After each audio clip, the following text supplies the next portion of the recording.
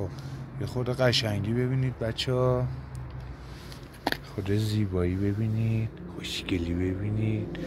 خونش میشم اینم چشم تو، چشمش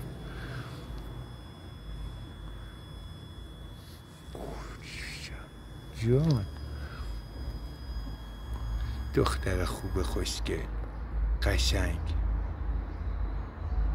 بتی حالا بچه جالبش اینه که سگ ما بنی خانوم شدیداً حسادت میکنه. یعنی میبینی من به اون دست میزنم ناراحت میشه.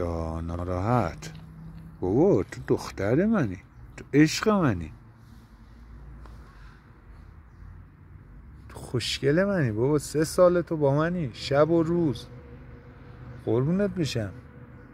هیچکی بابا جای تو رو واسه من نمیگیره. حسودی نکن بابایی. بنی هم درگیر ککه بچه ها.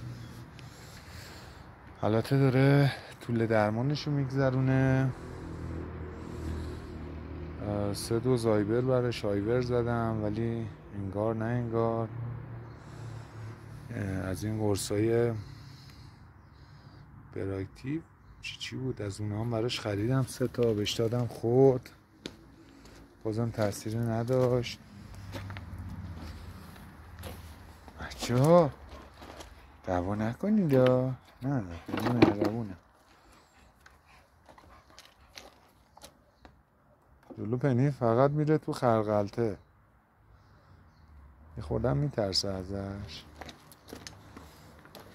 بتی خیلی